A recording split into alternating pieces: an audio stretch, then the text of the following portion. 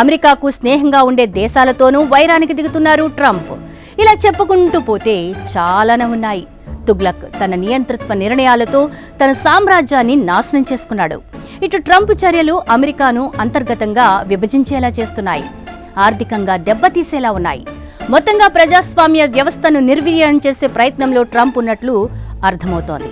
అందుకు ఎన్నో ఉదాహరణలు కనిపిస్తున్నాయి. ఇందుకు DEIపై ట్రంప్ తీసుకుంటున్న నిర్ణయాలు అతిపెద్ద ఎగ్జాంపుల్. DEI కార్యక్రమాలు అమెరికాలో వివిధ సామాజిక గ్రూపుల సమాన ప్రాతినిధ్యం కోసం ఉన్నాయి. ట్రంప్ ఈ కార్యక్రమాలను రద్దు చేస్తున్నారు. దీనివల్ల సమాజంలో తక్కువ వర్గాలుగా ముద్రపడ్డ ప్రజల హక్కులు హరించుకుపోతాయి. ఇది అమెరికాను సామాజికంగా దెబ్బతీస్తుందనే చెప్పాలి. ఇక బ్రిక్స్ దేశాలపై 100% సుంకాలు విధిస్తే అది మొత్తంగా ప్రపంచ ఆర్థిక వ్యవస్థను నాశనం చేస్తోంది. ఎందుకంటే ఇది గ్లోబలైజేషన్ కాలం.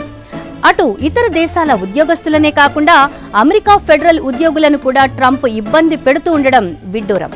వారంలో అన్ని పని దినాలు వారు ఆఫీస్కి రావాల్సిందేనని స్ట్రిక్ట్ రూల్స్ పాస్ చేశారు ట్రంప్.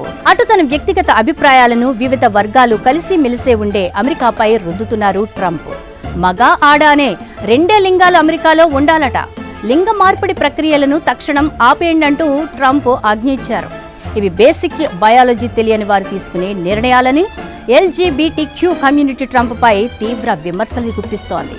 ఇలా మొత్తంగా ట్రంప్ పాలన నిజంగానే తుగ్లక్ను గుర్తు చేసుకునేలా చేస్తోంది. శతాబ్దాల నాటి రాజులాగే ట్రంప్ ప్రపంచంలోనే అతిపెద్ద ప్రజాస్వామ్య దేశంలో తన పాలనను కొనసాగించాలనుకోవడం మూర్ఖత్వమన్న అభిప్రాయాలు వ్యక్తమవుతున్నాయి.